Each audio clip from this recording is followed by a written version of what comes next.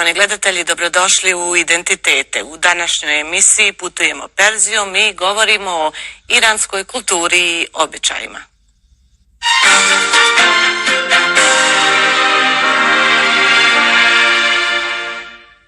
Gost Identiteta je njegova ekscelencija dr. Abuzar Ebrahimi Torkoman, iranski ambasador u Bosni i Hercegovini. Dobrodošli u Identitete, u BHRT i dobrodošli u Bosnu i Hercegovinu.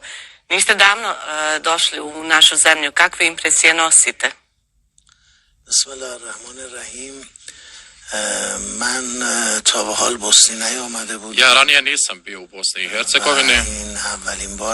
Ovo je po prvi put da sam došao u vašu prekrasnu zemlju i drago mi je što odmah na početku svog boravka u Bosni i Hercegovini se osjeća veoma dobro. Imam osjećaj kao da sam došao u svoju državu i već sam uspostavio prve kontakte sa građanima Bosne i Hercegovine.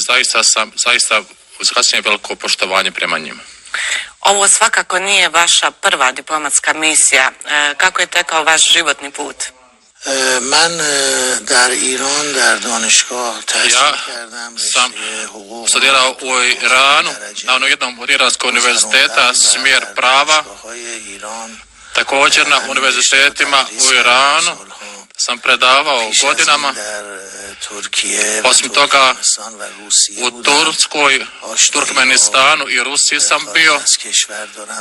Imam poznanstva u stranim zemljama. Boravio sam određeni period u tim zemljama i ovo je već jedna nova misija za mene u stranim zemljama i drago mi je što sam ovaj put u vašoj zemlji, što boravim u misiju u vašoj zemlji kod vaših građana. Da ponovo birate životni poziv, da li bi to bio opet da budete diplomata? Da li je to bio vaš san od djetinjstva?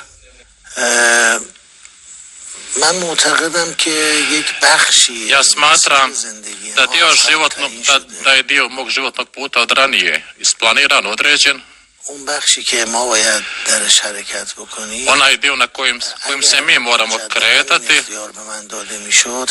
kada bi ponovo tražili da ga odabirem, ja bih ponovo izabrao taj put. Vaša zemlja, Iran, je zemlja koja ima izuzetno bogatu historiju, kulturu, od koje možemo mnogo naučiti primjer zapravo kako treba čuvati, njegovati i prezentirati kulturnu baštinu. Postavili ste veoma dobro pitanje na koje vam se ja iskreno zahvaljujem.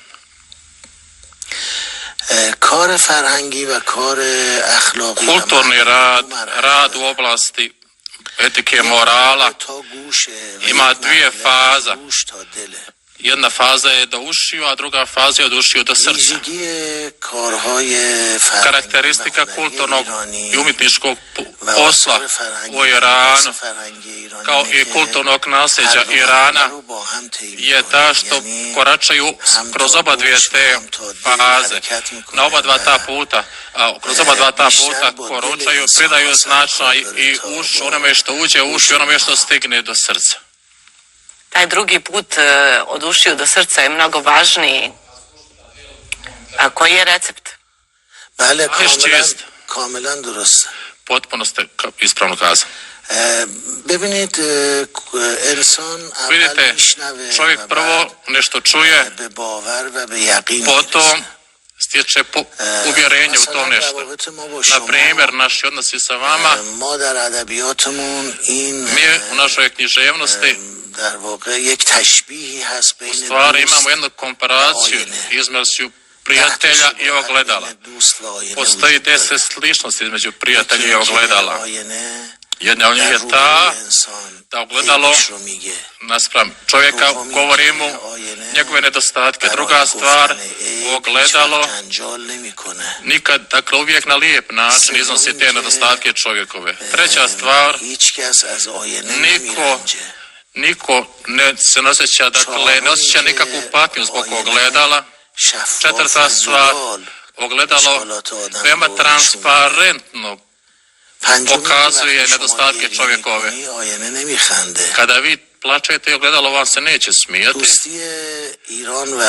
Prijateljstvo između Irana i Bosne i Hercegovine je upravo takvo. U ono vrijeme kada ste vi plakali, mi smo sa vama plakali. Kada ste vi plakali, mi se nismo smijali. Prema tome, naše prijateljstvo je prijateljstvo ogledala, veoma transparentno, veoma jasno. Upravo zbog toga, ja sam u odgovoru na vaše prvo pitanje, kakve impresije imate o Bosni i Hercegovini, rekao da sam po dolasku odmah osjetio kao da sam došao kuću prijatelja. Hvala vam, tako ste lijepo kroz simboliku ogledala to predstavili, ali kada već pominjete ogledalo, kolika je važna simbolika ogledala i u drugim ljudima? Ne samo kada vidimo svoj lik u ogledalu, nego da vidimo ogledalo i u odnosu sa drugim ljudima.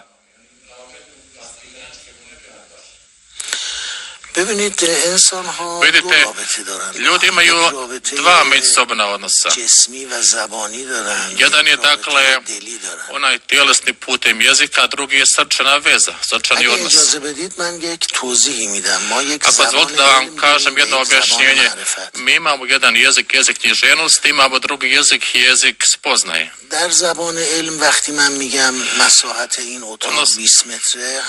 Kada jezikom nauke govorimo da je površina ove prostorije 20 metara, tada sam upotrebio, iskoristio i riječ 20 i riječ metar, što cijeli svijet razumije.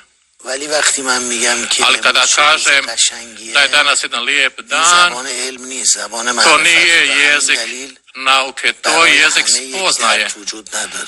I nije prisutan, ne osjećaju ga svi na isti način. Onaj čije dijete je bolesno, kada ja kažem njemu kako je danas lijep dan, to za njega neće nešto posebno značiti. Jezik komunikacije među ljudima,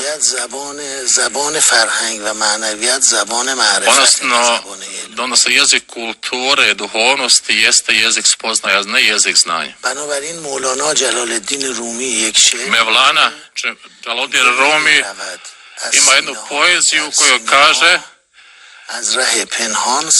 nešto ide u prsa, a u prsima se krije, u prsima nestaje. Odnosno, drugim riječima, dobrote i one stvari loše se međusobno skrivenim putevima prenose. Taj put se ne može vidjeti. Komunikacija među narodima danas širom svijeta je utemeljena upravo na jeziku spoznaje. Nacije, ako putem kulture, putem duhovnosti uspostavljaju komunikaciju u stvari, sve stvari će za njih biti lijepe. Zar se može, na primjer, mi danas da volimo pravdu, zar možemo danas da volimo pravdu mi, a da je vi ne volite? Svi je vole. Kako bi bilo lijepo da slijedimo put ljubavi o kojem je toliko pisao i pripovijedao Mevlana Jalaluddin Rumi. Vidite, razlika je ta što ljubav dovodi do toga da čovjek od koncentracije, što se čovjek rješava koncentracije, odnosno posvećenosti samom sebi. Dakle, posjećuje se onome u koga je zaljubljen. Drugim riječima, najveći problem čovjeka je koncentriranost, fokus na samog sebe. Čak i u snu, tokom sna pridaje značaj samom sebi. A ljubav od njega traži da se oslobodi fokusa kojeg poklanja previše sebi i da pažnju usmjeri na onoga koga voli. A taj koga čovjek voli možda nam može odgovoriti da ljubav, možda ne može. Ako ne može da nam da ljubav prema kući, ljubav prema vozilu. Dakle, ako ja volim kuću, volim vozilo, ljubav, ta stvar ne može da odgovori na moju ljubav komu ja prema njemu odgovara. To je jednostrana ljubav koja nema nikakav značaj. I u stvari, Dakle, to je nešto posebno, neko posebno iskustvo u životu čovjekom. و یا اون معشوق میتونه پاسخ عشق من رو بده. Da li onaj kojeg sam ja zaljubio ili ono što sam ja zaljubio može odgovoriti na moju ljubav? Da li je to čovjek ili Bog? پس عشقایی که معشوق نمیتونه پاسخ بده کلا خارج از مسیر عشق. Dakle, ljubav na koju nam ono što smo zaljubljeni ne može odgovoriti, to nije prava ljubav. پس یا ما باید عاشق انسان بشیم یا خدا. Stoga mi moramo biti zaljubljeni ili u ljude ili u Boga. مولانا جلال الدین رومی Mevlana Jalaluddin Rumi je uvjeren da je ljubav u Boga van puta ljubavi u čovjeka. چون انسان هم مخلوق خداست. Jer je čovjek Božje stvorenje. من وقتی به یک انسانی عشق می‌ورزم یعنی به خدا. Kada ja iskazujem ljubav prema nekom čovjeku, onda ne iskazujem ljubav prema Bogu. امروز اون چیزی که در جنگ غزه ما نمی‌بینیم عشقه. Ono što danas mi u Gazi ne vidimo, to je ljubav. اگر یک ذره عشق بود Da je bilo malo ljubavi, فاجعه اتفاق نمی‌افتاد. ne bi se desila ta tragedija. و اگر یک ذره Da je bilo malo, در آنجا عشق پدیدار میشد taj trun ljubavi se tamo pokazalo samo. اصلا همچین وضعیتی که کودکان مظلوم Uopšte کشته ta situacija kojoj se ubijaju djeca به وجود نمی آمد. ne bi se pojavila. انسان بدون عشق انسان Čovjek bez ljubavi je čovjek bez milosti. Vaša ekscelencijo, hvala vam. Hvala vam što na ovaj način ste podijelili vaše spoznaje, vaše misli s nama i kada pominjemo poeziju, Divan Hafiza Širazija preveden je na bosanski jezik, to je važno djelo perzijske književnosti, posjeduje ga gotovo svaki dom u Perziji, u Iranu. ببینید حافظ Vidite, شخصیتی Hafiz je ličnost بشری koji je- رو در بهترین koji je وضعیت mnoge بیان کرد. ljudske mudrosti obznanio na najljepši način. و برای اینکه اتصال Kako bi سوال شما رو با سوال قبلی ایجاد کنم ustvarili neku vezu između ovog vašeg pitanja i vaših ranijih pitanja, poslužit ću se Hafizom. حافظ میگه عاشق حافظ شدم kaže- روزی کار جهان سرآید ناخوانده نقش مقصود از کارگاه هستی. یعنی قبل از اینکه هدف از Hafiz kaže, dakle, u svojoj poeziji, prije toga da nešto ostvarujete u životu, zaljubite چون se. هدف از خلقت انسان رسیدن Jer به cilj عشقه. čovjekovog stvaranja jeste to da ostvari ljubav, da dođe do ljubavi. اگر در این دنیا به این هدف Ako na ovome نرسی، svijetu ne ostvari ovaj cilj, عمر تو تباه خواهد شد. dakle, čovjekov život će biti potrošen bez vrijednosti. Što uključuje i ljubav prema sebi. بله همینطوره. Upravo tako. Saznala sam da neke dijelove divana znate na pamet. Mogli vas zamoliti da jedan dio podijelite sa našim gledateljima? حافظ در حافظ یک جایی na jednom تفاوت mjestu حافظ و سعدی اینه که razlika između Hafiza i Sadija میگه نباید انسان je را ta رنجوند. što Sadi kaže ne treba patiti ljude. میگه چگونه شکر این نعمت برارم. Hafiz Sadi kaže kako da se zahvale na toj blagodati što nisam taj koji stvara patnju drugim ljudima. اما حافظ معتقده که No نباید رنجید. Hafiz smatra da ne treba patiti. وفا کنیم و ملامت کشیم و خوش باشیم که در طریقت ما کافری است رنجیدن. Hafiz یعنی kaže, من وفا میکنم Hafiz kaže, ja sam zahvalan, ja podnosim teškoće, در jer طریقت من و در na دین našem من putu, u کافر našoj vjeri, meni je drago što u našem putu, u našoj vjeri nema mjesta za nanošenje patnje. یعنی حافظ توصیه میکنه حافظ dakle savjetuje نرنجید da neko ne pati. و ریشه رنجیدن A توقع korijen داشتن. patnje je u očekivanjima. من از شما انتظار دارم به من Ja od vas احترام očekujem بذارید. da mi iskazujete poštovanje شما prema meni, احترام نمیذارید من میرنجم. vi ne iskažete, ja tada patim. اگه من انتظار نداشته Ako باشم ja ne očekujem پس دیگه هیچ وقت نمیرنجم. tu stvar, onda nikada neću patiti. پس حافظ دعوت Dakle, میکنه Hafiz انسان رو poziva čovjeka به این که انسان na یک to شخصیت بیخواسته باشه. Da bude ličnost bez želja. همه مشکلات بشر Svi problemi čovječanstva dolaze iz očekivanja, iz želja. اگر انسان بتونه Ako je هیچ čovjek خواستی از هیچ u کس نداشته stanju باشه هیچ وقت نمیرنجه. da ne očekuje ništa ni od koga, onda nikada neće patiti. Komunikacija sa drugim kulturama moguća je i kroz muziku, kroz poeziju. Koliko se ona u praksi uopće primjenjuje? ببینید بشر برای اینکه درونش رو به بیرون منتقل Kako bi svoju nutrinu اول پناه prenio می‌کرد. u vanjštinu, onda mu na prvom mjestu treba pomoć riječi. ولی دید کلمه توانایی انتقال درون به بیرون رو به صورت کامل نداره. Čovjek je, dakle, s neke druge strane vidio da sama riječ nekad nema tu snagu da on može svoju nutrinu prenijeti u vanjštinu. Onda je čovjek otišao, okrenuo se prema poeziji. مثلا در قالب Na شعر primjer, دید خیلی چیزها رو بهتر می‌کنه. čovjek je vidio da u okviru poezije može mnoge stvari na lakši način iskazati. بعد دید باز هم همه اون Također je چیزی که vidio درونش می‌گذره da منتقل نشده. sve ono što se dešava unutar njega, što osjeća u svojoj nutrini, da sve to ne može prenijeti u vanjštinu. از اینجا هنر آغاز شد. Tu se pojavljuje umjetnost.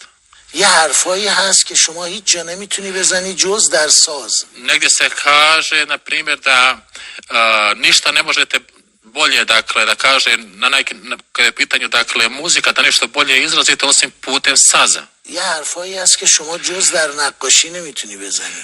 Neko također kaže da postoje stvari koje se mogu iskazati samo kroz umjetnost. یه حرفایی هست که جز در سینما Neko نمیتونی kaže بزنی. da neke stvari možete iskazati samo u obliku kroz teatar. بنابراین پناه بردن به موسیقی و Dakle, pribjegavanje muzici, umjetnosti, književnosti, این از ضروریات زندگی بشره to su imperativi današnjeg čovjeka.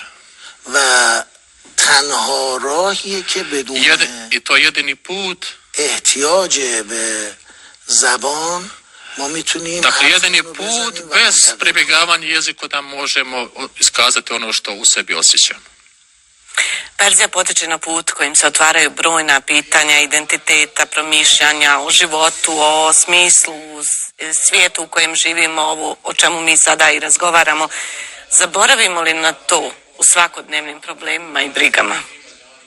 ببینید اشکالی که بشر Vidite, امروز داره problem koji ima فکر današnji čovjek je taj što ne misli. مثلا Na primjer, گوسفند danas علف jedna ovca jede pase travu. خب این علف مواد غذاییش میشه Ta trava, چشم گوسفند گوشش dakle njena vrijednost je dakle jeste hrana za ovcu. Ovca se hrani, ima na sebi dakle vunu, ima meso, ima هر چیزی که گوسفند احتیاج داره در این علف هست. sve što je potrebno toj ovci nalazi se u toj hrani.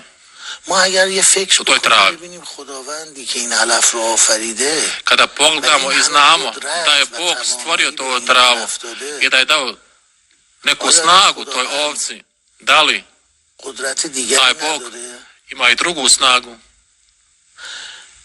الان حدود 10 میلیارد جمعیت در جهان هست. Danas otprilike oko 10 milijardi ljudi živi u svijetu. Svim tim ljudima Bog je podario uši i oči. آیا میشه خودش نشنوه و خودش نبینه؟ Da li može, dakle, se reći da Bog ne čuje, da ne vidi? اگر ما فکر بکنیم Ako mi خیلی مسائل برای budemo ما mislili, کشف میشه. ako budemo razmišljali, mislili, na mnoga pitanja ćemo naći odgovor. متاسفانه ما فکر Nažalost, mi ne mislimo. و بشر از فکر کردن امروز Čovjek فاصله گرفته. se danas udalji od razmišljanja. بالاتر از این درباره خودش فکر Još میکنه. nešto više iznad toga je što ne misli ni o sebi. مثلا این فکری که Na primjer, من میگم ovu misao koju ja kažem, ما قبلا نبودیم بعدا هم نخواهیم بود. nekada ranije nismo postojali, nekada poslije nećemo postojati. الان بین دو تا نیستی یک هستی داریم. Danas između ta dva nepostojanja imamo jedno postojanje. خب این هست ما در بین دو نیستی To برای naša چیه؟ postojanje između dva nepostojanja, šta je svrha toga? آیا برای اینه که بخوریم و Da li je svrha toga samo da živimo, da jedemo, da spavamo? یا برای اینه که خدمت کنیم؟ Ili da služimo nečemu? برای اینکه ماندگار بشیم؟ Kako bi opstali? من فکر میکنم ما برای ماندگاری Smatram آفریده شدیم.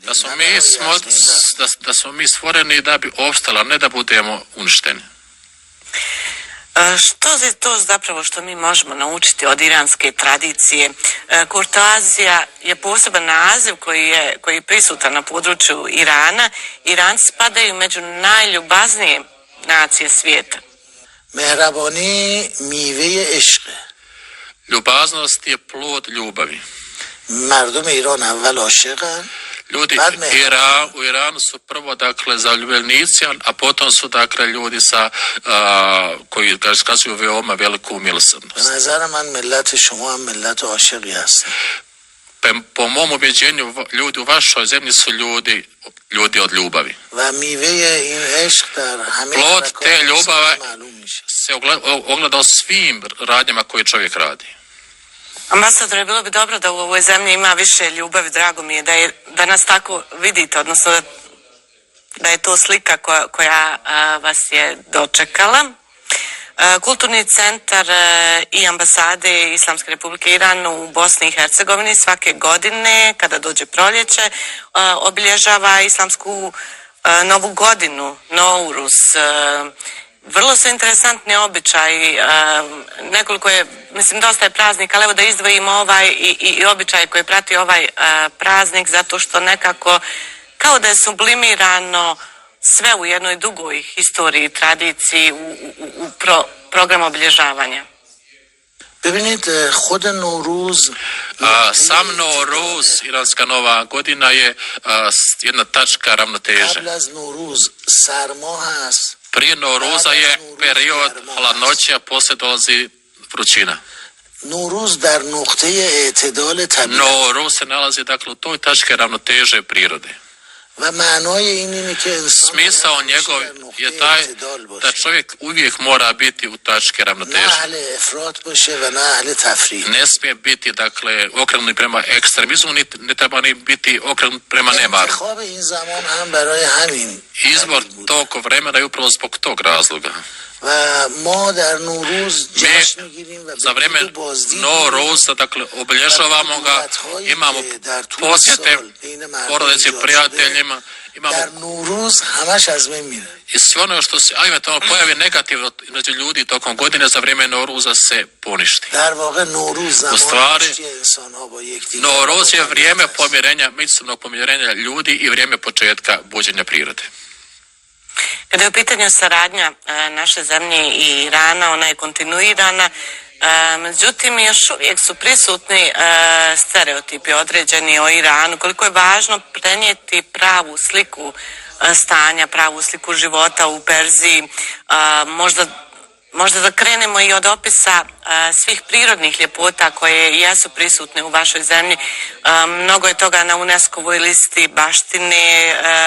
Mnogi možda ne znaju da se u Iranu isprepliču i planine i rijeke i more i pustinja i da je zapravo bogatstvo svega, kolijevka civilizacije. بعضی از میراث فرهنگی که در Dio ایران هست kulturne baštine Irana از قدمت بیشتری برخوردار. koji se nalazi na svjetskoj listi baštine, dakle, radi se o veoma, dakle, staroj tradiciji, dugoj tradiciji, neki dijelovi, neka dijela postoje sa veoma dugom tradicijom. Imamo, dakle, mogu spomenuti u tom kontekstu Persepolis u Iranu, u Širazu, izvinjavam se.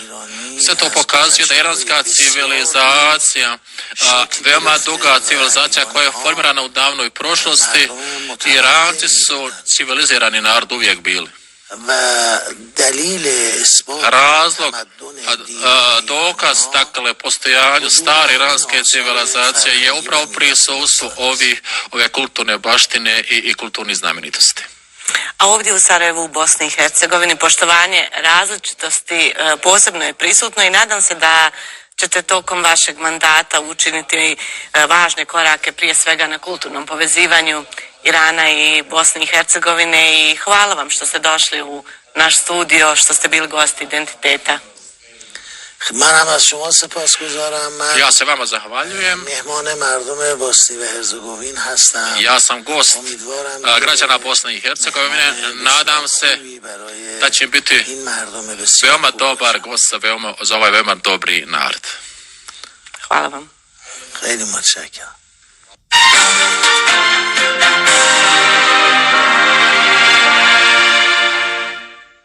Gledali ste Identitete. Hvala za pažnju i doviđenja.